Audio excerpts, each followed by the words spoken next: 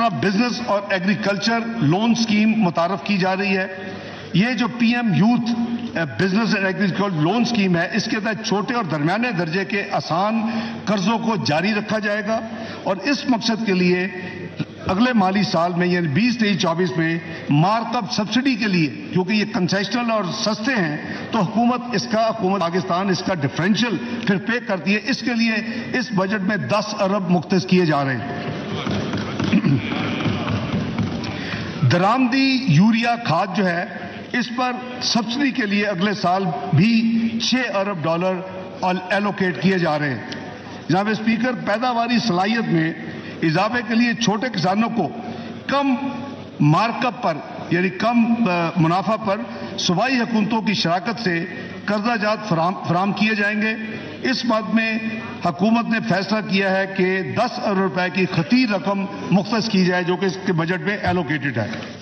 یہ جناب میں نے یہ جو آپ کو اتنی لمبی لسٹ ایگریکلچر کے بارے میں دی ہے، میں سمجھتا ہوں کہ اللہ کے فضل و کرم سے وزیر اعظم کی جو ویژن ہے اور جو اس حکومت کا ایک پلان ہے، اللہ نے چاہا تو اس کے بڑے جلدی، کیونکہ یہ ایک ایسا سیکٹر ہے آپ کو بہت جلد آپ کو ڈیویڈنڈ ملتے ہیں. اس کی جو گیسٹیشن پیریڈ ہے وہ مہینوں میں ہے، وہ سالوں میں نہیں ہے جیسے کہ انڈسٹری لگانے میں 2-3 سال لگ جاتے ہیں. تو انشاءاللہ پاکستان کو ان تمام اقدامات جو کہ کابینہ نے منظور کی ہے، وزیر اعظم شہباز شریف کی انیشیٹو تھے، آج کی منظوری کے بعد میں یہ پیش کر رہا ہوں. تو دوسرا جو میجر جو سیکٹر ہے جس میں یہ حکومت سمجھتی ہے کہ پاکستان بڑا لیپ فارورڈ بڑی تیزی سے ترقی کر سکتا ہے، وہ انفارمیشن ٹیکنالوجی اور انفارمیشن ٹیکنالوجی کے enabled services, I T and I T enabled services.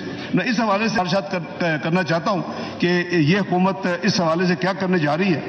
I T اور آئی ٹی انیبلڈ سروسز معیشت کی سب سے تیزی سے ترقی کرنے والے شعبوں میں سے ایک ہے، اور اس کی ایکسپورٹ میں نمایاں اور ان کی برآمدات میں نمایاں حصہ ہے.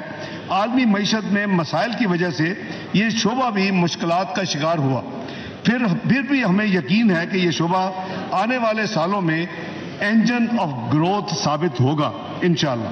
پاکستان اپنا کاروبار کرنے والے فری لانسرز کے اعتبار سے دنیا میں دوسرے نمبر پہ ہے. جناب اسپیکر، یہ بڑی امپورٹنٹ میں آپ کو انفارمیشن شیئر کر رہا ہوں. فری لانسرز کے حوالے سے Pakistan I T and I T enabled services میں دنیا کے دوسرے نمبر پہ ریکگنائز ہو رہا ہے. ان کو درپیش مسائل کا حل عمومی طور پر اس شعبہ کے مسائل کو حل کرنے کے لیے بہت ضروری ہے. اس کے لیے حکومت نے جو بات کا فیصلہ کیا ہے وہ میں عرض کر دیتا ہوں. آئی ٹی برآمدات کو بڑھانے کے لیے انکم ٹیکس پہلے ہی صرف 0.2% یعنی 0.25% کی ریاتی شرح لاگو ہے، فلیٹ اس پہ ہے. یہ سہولت ابھی ختم ہونے جا رہی تھی. اس سہولت کو 30 جون 2026 تک جاری رکھا جائے گا، اور یہ ایگزمپشن 3 سال کے لیے مزید اس کو توسیع دی جا رہی. فری لانسر کو ماہانہ سیل ٹیکس گوشوارے جمع کرنے کی دشواری کا سامنا کرنا پڑتا تھا. کاروباری ماحول میں آسانیاں پیدا کرنے کے لیے $24,000 تک سالانہ کی ایکسپورٹ پر فری لانسر کو سیل ٹیکس رجسٹریشن اور گوشواروں سے ایگزمپٹ قرار دیا جا رہا ہے. اور اس کے علاوہ ان کی ریکویسٹ کے مطابق حکومت نے فیصلہ کیا ہے کہ ان کی صرف سمپل ایک سادہ 1 سوے کی انکم ٹیکس ریٹرن ہوگی، اور اس کو انٹروڈیوس کیا جا رہا ہے.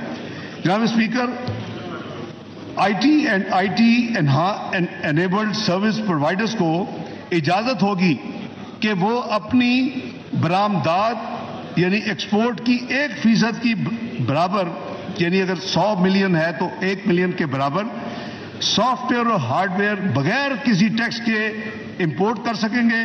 ان درآمدات کی حد جو ہے وہ $50,000 سالانہ مقرر کی گئی ہے. پرائم منسٹر صاحب کا اسپیشل ڈائریکٹو تھا کہ جی ان کو 1% ان کی ایکسپورٹ جو ہے ریونیو ان کو انکریج کرنے کے لیے ان کو آپ اجازت دیں کہ $50,000 سالانہ تک وہ ڈیوٹی فری جو اپنا ہارڈ ویئر سافٹ ویئر منگوانا چاہیے وہ ان کو دے. تو یہ بھی کیا جا رہا ہے.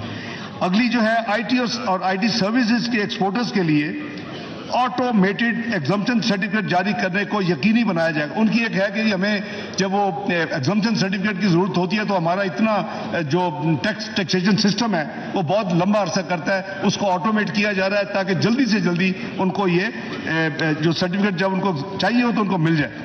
آئی ٹی شعبہ کو स्मॉल एंड मीडियम एंटरप्राइजेस का दर्जा दिया जा रहा है। ये एक बड़ा हम मेजर स्टेप ले रहे हैं।